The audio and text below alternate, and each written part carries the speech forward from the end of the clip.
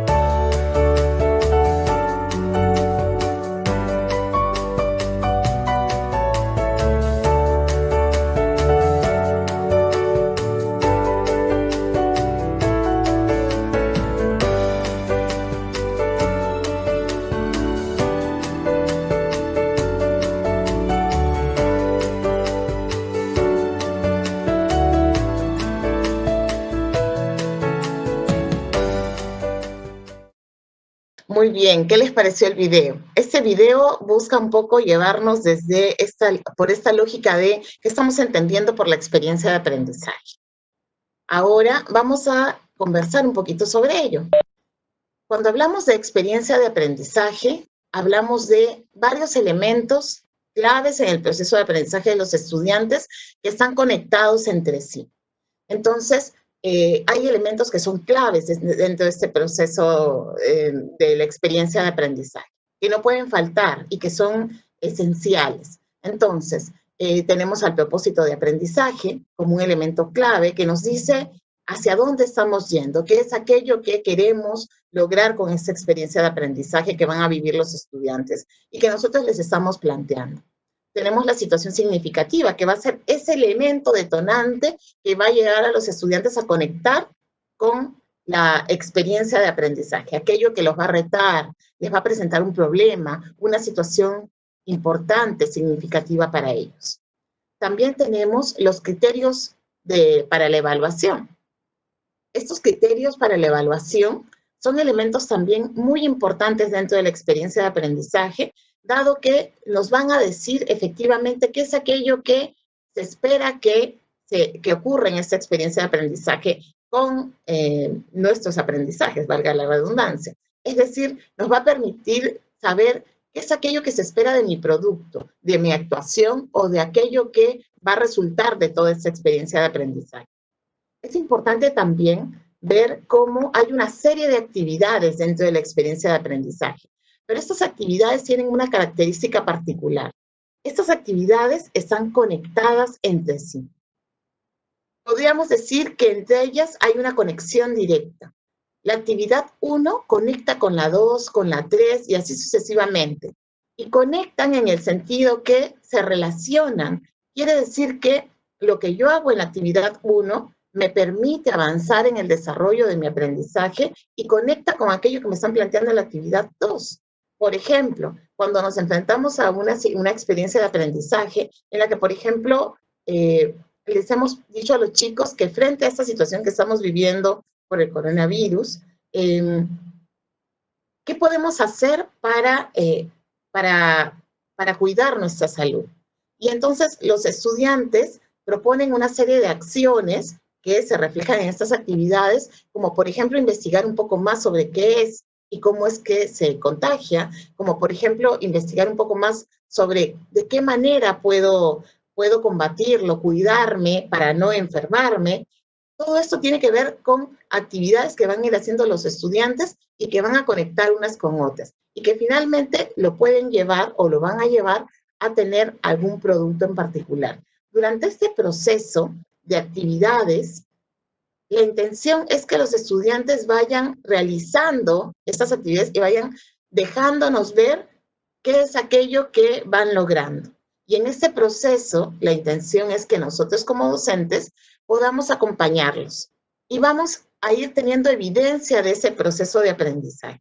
Es decir, cuando él, por ejemplo, o ella haga una investigación o recoge información sobre qué es el coronavirus, vamos a poder mirar qué es aquello que hizo, cómo buscó esa información, qué conectó con qué dudas surgieron. Y durante ese proceso va a haber evidencia de aprendizaje, de cómo va él avanzando. Esta evidencia yo la recojo a partir de justamente estas llamadas, esa conversación con mi estudiante, que me permite saber si efectivamente está comprendiendo esto, si efectivamente tiene algunos elementos que todavía le están faltando comprender, y le puedo dar algunas ideas claves para que él siga avanzando en este proceso. Entonces, este recojo de información que yo hago a partir de una llamada, de una conversación, de una videoconferencia, me permite tener información para brindarle retroalimentación, para darle algunos elementos en los que puede ir mejorando en su proceso de aprendizaje durante esta experiencia de aprendizaje. Esto puede ocurrir en diferentes momentos.